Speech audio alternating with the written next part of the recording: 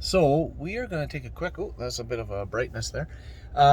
Take a quick look here at the interior of a brand new 2022 GMC Sierra, the refresh, and it's an AT4 trim. So let's take a look right now. All right, so a major upgrade to the interior. The rear seats are the same. Okay, so everything behind the driver's seat has stayed the same, except for a small trim piece right here. So you can see with the back of the center console, it's no longer that bright kind of chrome trim.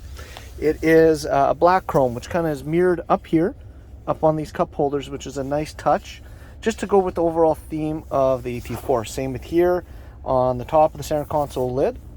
Also, the center console is different. It is actually the same center console that you'd find in the Yukon outside of the power slide function. The seats, still the same AT4 styling to it. However, the cushioning is far better. They're not nearly as firm, so it's much more comfortable, I find, in here than the pre-refresh.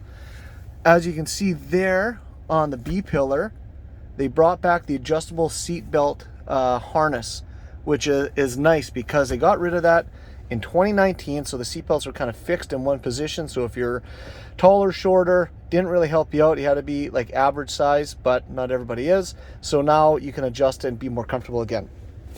Inside the center console here, you have your new wireless charger. So it's here now is like a pocket. So better, so it's not slipping around up in the center console area. You do lose, I think that's about 2 and a bit inches there of width on the center console, and that 120 inverter, I'm sorry, has been moved into there, which is all right. I don't mind it. Now, even though you lost this width here, GM has given you this little storage tray, which is all fine. Still wide enough, you could hold probably 5 or 6 folders in there, and it's still plenty deep. The LED light has moved to the back, so it's a little bit better there. But having this little tray is all right, you know, hold your kind of knickknacks and junk like that. Moving over to the center console here, you have the new electronic precision shifter.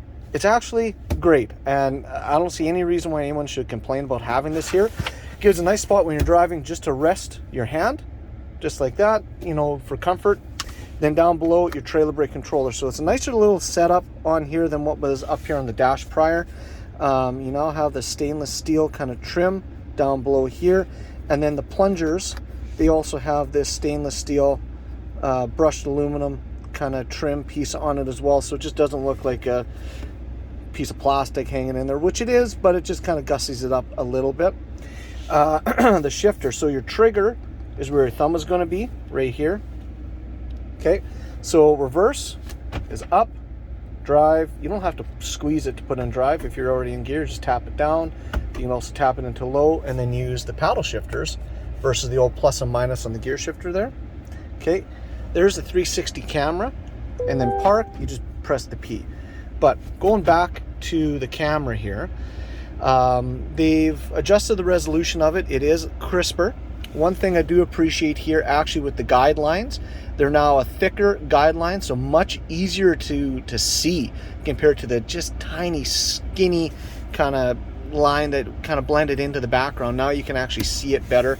Oh, there we go. Front camera, rear camera.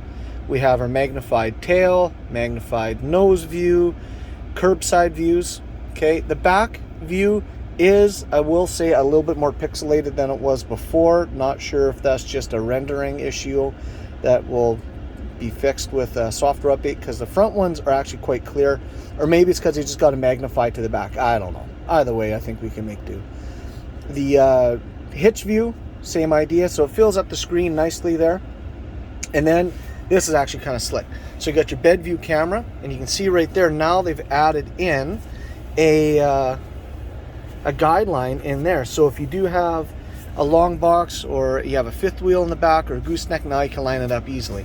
Only thing is, when you magnify, it's gone, but that's more for fine tuning at the very end. Okay, back in park. So you have a little kind of tray here. I don't know if you could put maybe a small pen or some change in there. Your USBs are there, cup holders with that nice trim around it here. I heard some people saying that they made them a little bit smaller. I haven't tried it out yet with any of my mugs, but I'm sure we'll be fine. Now, up on top of the dash, you no longer have, at least in the SLT, AT4, and Denali's, you don't have that little storage tray up there, so you do have a tray down below here, which is better. You have your switch bank down along here. Something you might notice right here is this last button. If in previous trim levels, if you had the X31 or the AT4 or the Denali for that matter, you never had this button. This is the express down, or as I like to joke, the fart button. So if the dog lets a stinky one go, touch it and it rolls down all the windows for you, which is kind of cool. Next up, you have the new climate control area. So piano black styling to it, a lot cleaner, more modern look. You still have the turnstiles here for the volume, or not the volume, I'm sorry, the temperature, but the fan is now a push button, which big deal really. I kind of like it. It's a lot cleaner looking, a lot more premium looking. Your toggle push button start. Now this is cool. This is something different in the GMCs than what they're offering in Chevy. Even in the high country, they don't have this. This is how the push button start is in here. In the Chevys, it's just a kind of regular button down over here, kind of whatever, not this. They said they kind of designed it. It's out of milled aluminum, like a toggle from a fighter jet or something. But then here is the new infotainment screen. This is the 13.6-inch Android for automotive system. So you have your home screen right here with all your apps, but then you have this side panel over here, which you can slide through to 4 different apps. So you got your clock, trailer status, your radio, and then your navigation. And that is Google Maps that's in there. And then you have all your other apps right here. So audio, maps, phone, camera, you can read it all right here. Google News. Now this is in demo mode, so I can't use any of the Google specific features because it's locked out, other than the navigation. So huge screen, real estate right there. You do again have the side panel, but if you want this all to be nav, you touch this little arrow right there and it slides it over. Now you have the whole screen. I'll zoom out a bit there. So now you can see that whole screen is now your navigation. Like, that's pretty big. That's awesome. And if you don't want it all like that, flip it over, or better yet, like that, or like that. Have your phone up, whatever you want to do, and then you can adjust that side panel as you choose. Now to the DIC. So it's a 12.4 inch, I could be wrong on that, driver information center. So instead of having the 4.2 standard, it's now this setup. Instead of having the 8-inch as an upgrade in Denali and AT4, it's this. So right across the board from SLE onwards, you get this DIC right here, which is really, really nice. The center screen here, similar as it was before, you can scroll through to all your different information that you want to check out and have access to. You do have this new drive summary page, which gives you current drive information. So every time you turn on the truck, it resets to 0, lets you know how this current drive is when it comes to how far you've gone, how long you've driven, and what the average mileage was. Then you got your trip meter, 1, 2, timer, fuel economy, etc., etc. Okay. Scrolling over, you got your audio info, again, nav info, phone info, and then your settings. So in here, you got display.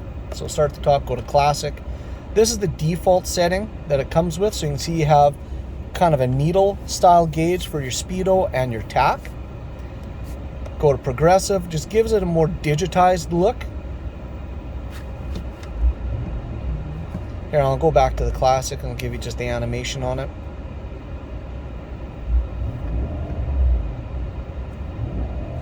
Looks cool. Progressive.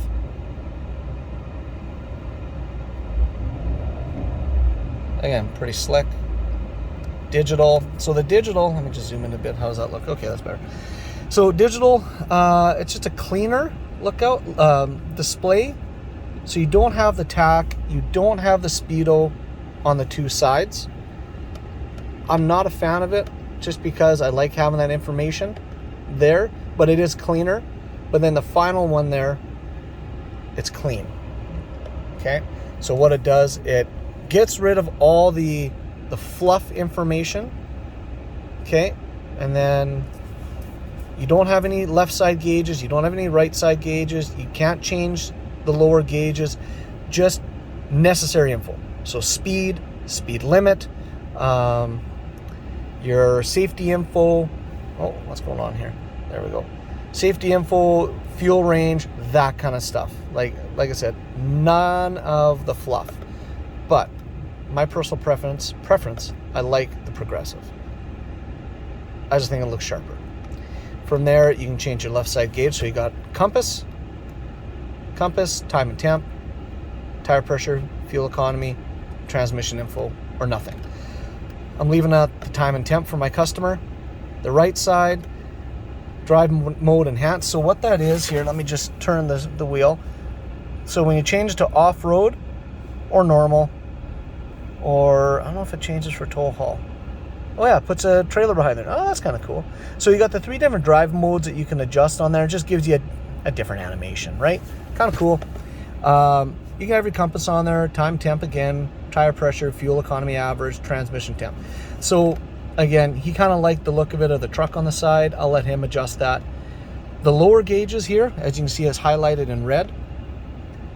You have minimum, which is kind of like what that clean view gave you. You got medium, adds in, so clean is just your odometer, fuel range and gauge, and your Prindle. Medium adds in your coolant temp. And then max, which again, I prefer having as much info available to me as I can, just gives you everything right there, okay? And then info pages, same as before, go through, add or delete whatever you don't want. Units, change it from US symmetric. Speed warning, if you want to set that up, go ahead. Speed sign display, that's what's up here, okay? Your HUD, adjust what you want on there, and etc. So that is what we got right there. Down here is where your 4x4 and headlight info or buttons are. Your power adjustable tilt telescopic steering wheel controls, and then you got the new door panel with the AT4 badge, or Denali Ultimate, or AT4X would be there. This is just a little bit cleaner setup. I like that. The door handle, it's actually a little bit smaller, but I don't mind it. It's actually a little bit flatter on the back and has a better edge, so you can, I think, grab onto it a little bit easier. And then you have this trim piece here, which looks good. And this is now leather wrapped. So before, this trim used to be down here, and now it's all leather wrapped down in here as well as in here. So just much more premium interior. All real leather on the dash as well. No synthetic rubberized stuff. Rear view camera mirror. And then you can see the new Bose stereo speaker grills. And it's a far better stereo in here now than it was before.